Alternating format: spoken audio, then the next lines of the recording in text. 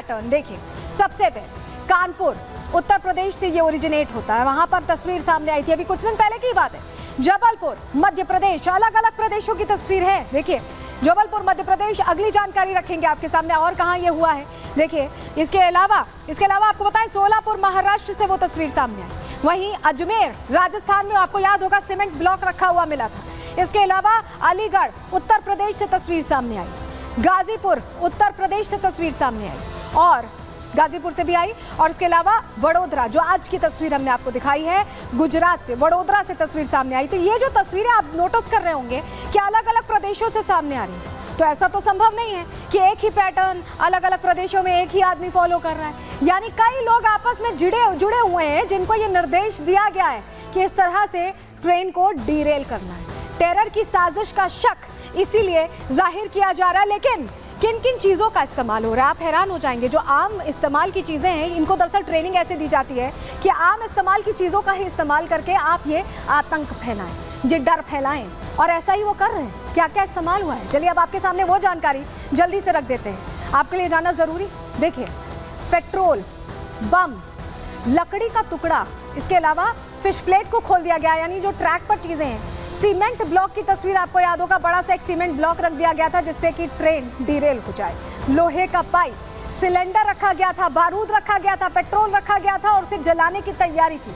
ये जो चीज़ें आप देख रहे हैं ये अमूमन आसपास मिल जाएंगी, ऐसा नहीं है कि ये कोई ऐसी चीज़ है जो बैन हो, ये आराम से मिल जाएगी। और ऐसा ही सिखाया जाता है इनको कि ऐसी ही चीज़ों को लेकर जो आम इस्तेमाल की चीज़ें उनको लेकर आतंक फैलाओ। और यही वजह, इसीलिए हम कह रहे हैं कि ये कनेक्शन है, ये लोगों का कनेक्शन है, ये पूरा नेक्सस है जो अलग अलग शहरों में काम कर रहा है, जो किसी के निर्देश पर काम कर रहा है। और इतने हादसों के पीछे आखिर क्या निकल कर सामने आया, आखिर कैसे ये समझ में आया कि कुछ तो चल रहा है, कुछ तो चल रहा है।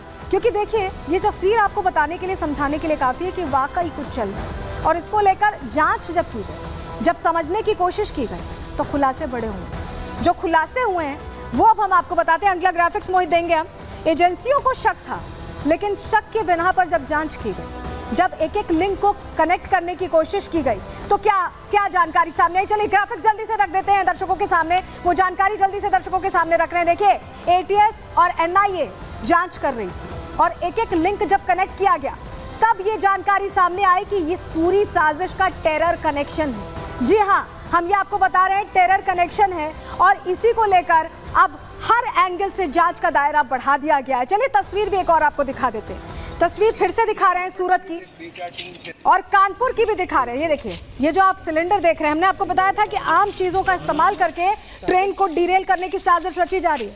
ये देखिए पेट्रोल बम भी आप देख रहे हैं जो ट्रैक पर मिला, कंपनी कौन सी है? और एजेंसियों को इसीलिए शक जाहिर हुआ कि आखिर आतंकी कनेक्शन है, क्योंकि एक ही पैटर्न बार बार अलग जगहों पर कंपनी कौन सी कैसे हो सकता है।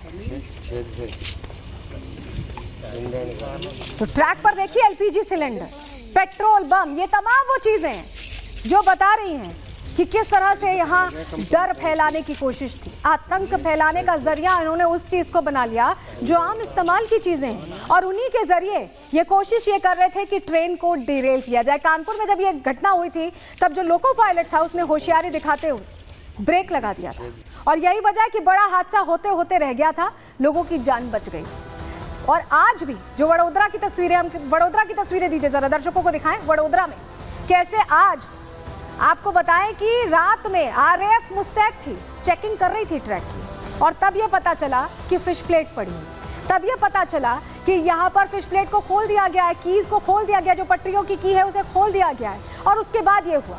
लेकिन साजिश में किस तरह से कानपुर का पूरा मामला जब सामने आया तो खुरासान मॉडल का नाम भी सामने आ गया। जी हाँ, रेल जिहाद में ISS-K यानी ISS खुरासान का यहाँ पर इन्वॉल्वमेंट पता चला, साजिश का शक हुआ। कानपुर में सबूत मिले, ISS-K की तरफ से ये इशारा कर रहे हैं सबूत कि ISS का खुरासान पैटर्न यहाँ फॉलो किया जा रहा है, वो सामने आ गया। खुरासान आतंकी अकेले हमला करते हैं, लोन वुल्फ अटैक करते हैं, और उनको इसके लिए बाकायदा ट्रेनिंग दी जाती है। आप समझ रहे होंगे कि अलग अलग शहरों में जब ये तस्वीर आ रही है तो कैसे अलग अलग शहरों में एक एक इंसान ही इसके लिए जिम्मेदारी उसे दी गई होगी और इस हिसाब से वो प्लान कर रहा होगा। रोजाना इस्तेमाल वाली चीज़ों को ही ये हथियार बनाते हैं। अभी हमने आपको दिखाया सिलेंडर, माचिस, पेट्रोल बम कहीं से जुगाड़ा होगा, इसके अलावा भी और सारी चीज़ें, लकड़ी का टुकड़ा, सीमेंट ब्लॉक, ये सब यूं ही मिल जाता है। इसी को हथियार बनाकर ये हमला करते हैं। इन हथियारों से ज़्यादा नुकसान पहुंचाना ही इनका एजेंडा होता है, इनका मकसद होता है और इसी पर ये काम करते हैं। और इसीलिए जब ये पूरी साजिश सामने आई तो जांच के दायरे को बढ़ा दिया गया। एटीएस और एनआईए इस पूरे मामले में सघनता से जुड़ गई है जांच को लेकर। और चलिए, जब हम आपको कह रहे हैं कि इतने हादसे हो रहे हैं और इसके पीछे ये सामने आ रहा है कि ये टेरर कनेक्शन है, क्योंकि देखिए साजिश खुरासान की भी सामने आई, ISIS-K की साजिश सामने आई और इसको लेकर जांच का दायरा कैसे बढ़ाया गया है जिससे कि आपकी यात्रा सुरक्षित रहे, क्योंकि यात्रा पर ही नजर है। लोगों को किस तरह से परेशान करना है, कैसे आतंक फैलाना है, ज़्यादा से ज़्यादा लोगों को टारगेट करना है, इस पर नजर है कहीं ना कहीं। और चलिए अब आपको बता देते हैं कि को तबाह करना, पूरी साजिश हुई कैसे। फरतुल्ला गोरी का ये जो वीडियो आप देख रहे हैं कुछ समय पहले जारी किया गया था। जी हाँ, 3 से 4 हफ्ते पहले ये वीडियो जारी किया गया था और इसके जरिए ट्रेन को निशाना बनाने का आदेश दिया गया था।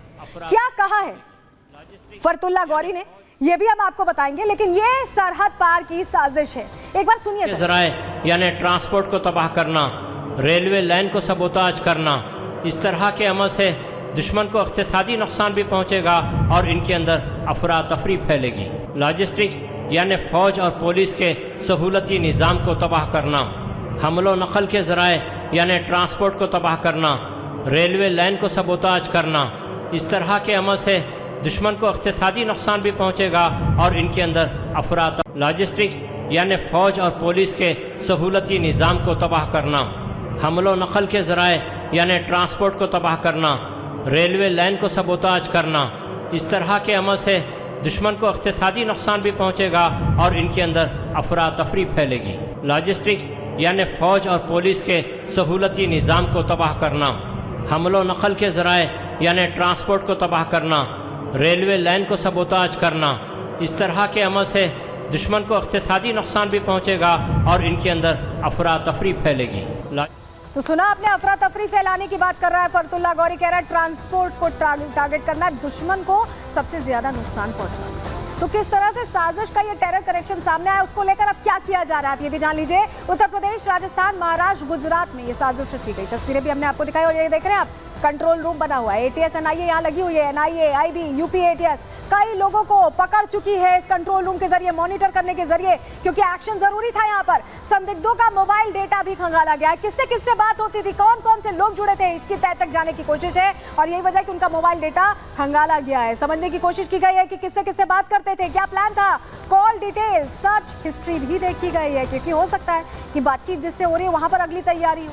एटीएस को खुरासान मॉड्यूल का शक है, जो हम आपको बता भी रहे थे कि कानपुर से पूरा मामला सामने आने के बाद ISIS-K की बात आ रही थी। एटीएस के साथ एनआईए भी यहां पर जांच कर रही है, मॉनिटर कर रही है हालातों को और सुरक्षा कैसे सुनिश्चित हो, कैसे ये अपराधी पकड़े जाएं, इन पर काम कर रही है। कट्टरपंथी संगठनों के शामिल होने का शक जाहिर किया जा रहा है। ये समझा जा रहा है कि कुछ स्लीपर सेल्स हो सकते हैं जो अलग अलग जगहों में है। आतंकी मॉड्यूल के स्लीपर सेल एक्टिव होने का भी शक है, समय पर एक्टिव होते हैं, घटना को अंजाम देने की कोशिश करते हैं, लेकिन पहले ही पकड़ लिया जाए, इसको लेकर एटीएस और एनआईए मुस्तैद और तैयार दिखाई दे रही है। और